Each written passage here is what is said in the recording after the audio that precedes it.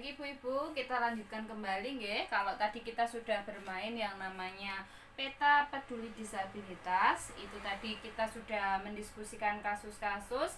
Agar lebih jelasnya, mari kita diskusikan kembali bareng-bareng nggih. Di sini saya mengambil kasus yang tadi sudah didiskusikan adalah kasus terkait hidrosefalus. Nah, hidrosefalus itu termasuk dalam disabilitas berat atau ringan atau sedang, Ibu? Oke, leres, termasuk dalam kategori disabilitas berat. Nah, hidrosefalus ini sebenarnya penyebabnya apa, Ibu? Ada yang tahu penyebab hidrosefalus itu apa? Ya, monggo Ibu.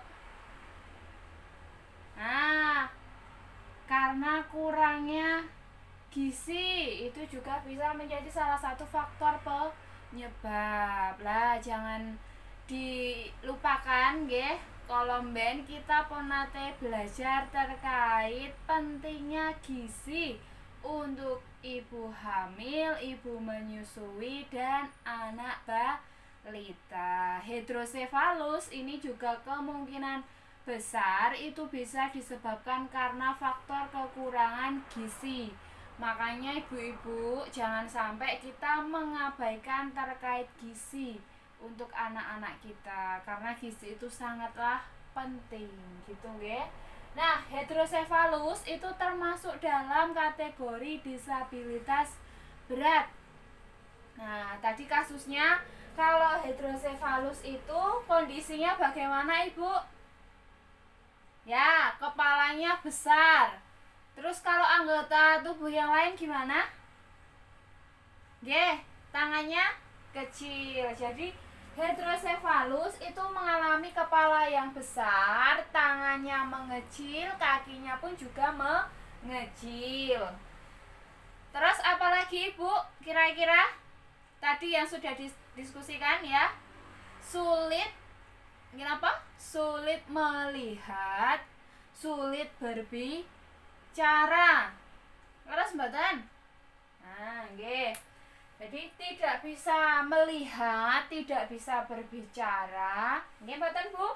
Ya, tidak bisa melihat sama sekali serta tidak bisa berbicara.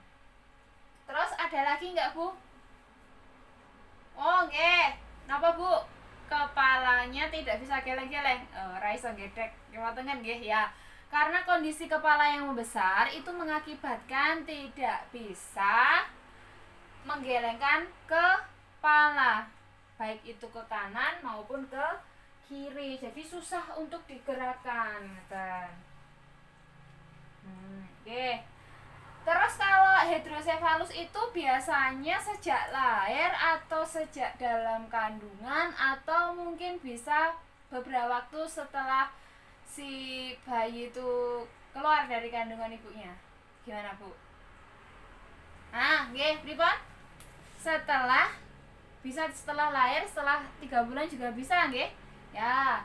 Terus di sini kasusnya nggih yang penderita hidrosefalus itu dia itu pas lahirnya normal, tapi 3 bulan kemudian dia mengalami gejala-gejala yang mengakibatkan dia terkena hidrosefalus.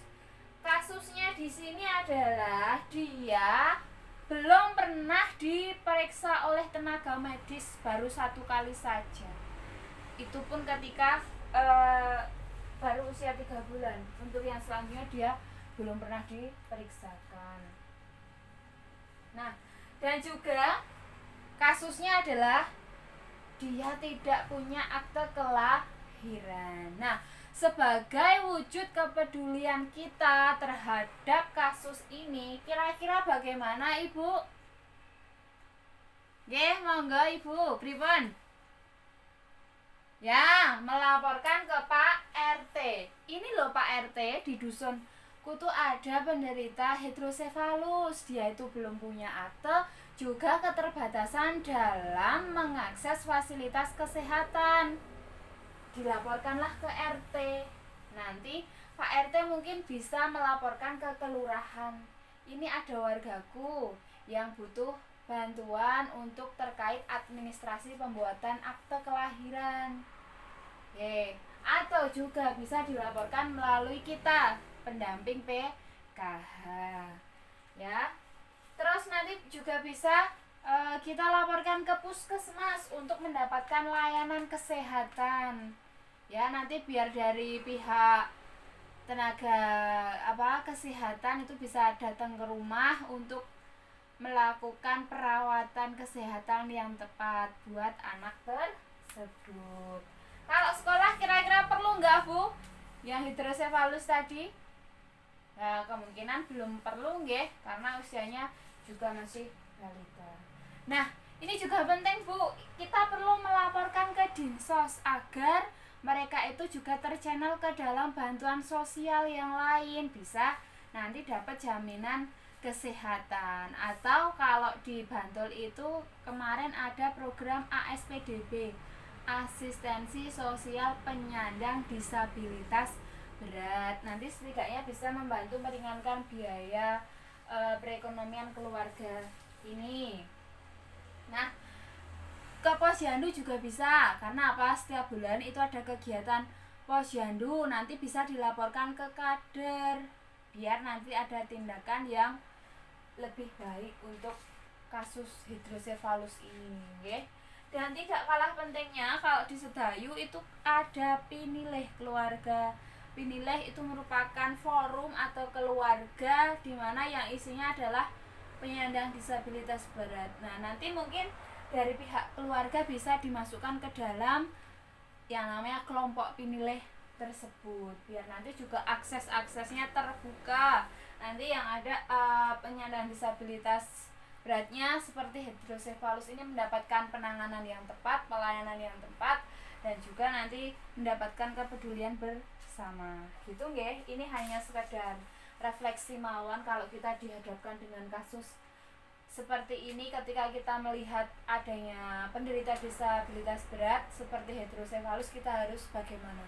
Kita harus merujuk mereka ke yang mana, akses mana yang belum mereka dapatkan. Makanya kita harus peduli, karena mereka itu juga sama dengan kita, mereka juga punya hak-hak yang sama.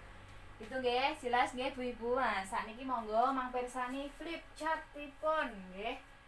Dan mriki keteranganipun pelayanan disabilitas berat di masyarakat. Nggih. Monggo saya minta tolong perwakilan untuk membacakan nggih. Yang pertama napa Bu? Memudahkan penyandang disabilitas dalam pembuatan akte kelahiran, KTP, BPJS Kesehatan. Nggih, yang pertama nggih, memudahkan penyandang disabilitas dalam pembuatan akte kelahiran, KTP, BPJS Kesehatan. Jadi karena akses untuk kepentingan administrasi itu juga penting, makanya untuk penyandang disabilitas berat pun juga diprioritaskan. Seperti akte kelahiran itu kan juga termasuk bentuk salah satu administrasi yang penting. Kita kalau tidak punya akte, otomatis kita tidak punya yang namanya KTP juga, tidak punya identitas pengenal, padahal itu sangatlah penting. Baik, yang kedua monggo dipun bacakan Bu Ros nggih. Memberikan informasi terkait dengan akte kelahiran ataupun KTP dari pihak RT RW kelurahan. Ya, di sini memberikan informasi terkait akte kelahiran ataupun KTP dari pihak RT RW kelurahan. Nah, tadi ketika panjenengan sudah melaporkan ke Pak RT, itu nanti Pak RT langsung akan memberikan informasi bagaimana cara pengurusan administrasi tersebut ya. Nanti kalau ada kendala Pak RT akan laporan ke kelurahan, dari kelurahan nanti juga akan turun ke bawah nggih. Yang ketiga Ibu monggo dibacakan, tulis nggih.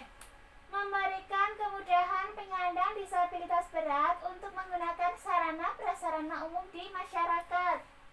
Ya, memberikan kemudahan penyandang disabilitas berat untuk menggunakan sarana prasarana umum di masyarakat. Seperti apa? Nah, di musola ataupun di gereja. Yang penting tempat itu bisa dengan mudah dilalui oleh para kaum difabel. Misalnya ketika ada kaum difabel yang menggunakan kursi roda, biasanya itu ada jalurnya sendiri nggih, biar untuk lebih memudahkan. Atau mungkin kalau di tempat lain ada toilet yang khusus difabel, itu juga termasuk salah satu memberikan kemudahan bagi para penyandang disabilitas berat gitu. Terus ada pintu yang mudah terbuka tanpa perlu kita dorong, udah terbuka sendiri, itu juga sebenarnya memudahkan para disabilitas berat gitu ya.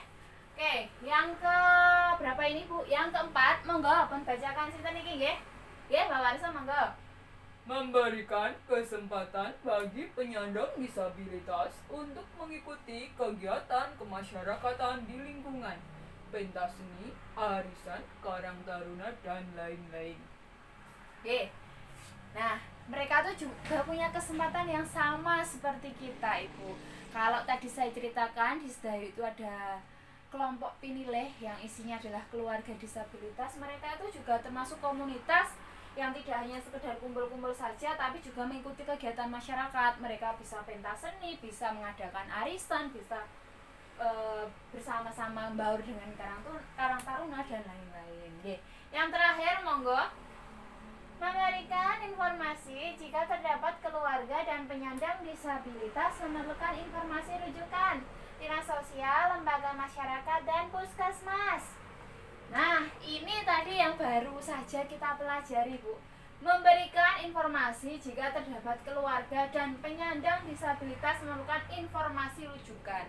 Bisa dinas sosial, kalau dinas sosial itu kemarin ada program ASPDP, asistensi sosial penyandang disabilitas berat, ada pemberian bantuan tunai juga ya, untuk mendukung kebutuhan keseharian para penyandang disabilitas berat.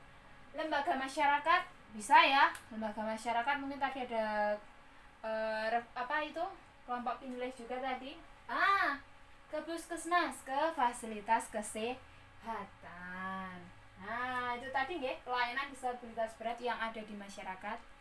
Maka dari itu kita harus meningkatkan kepedulian kita terhadap para penyandang disabilitas berat. Mereka itu mempunyai hak yang sama, mereka itu juga mempunyai kesempatan yang sama. Jangan sekali-kali panjenengan kucilkan.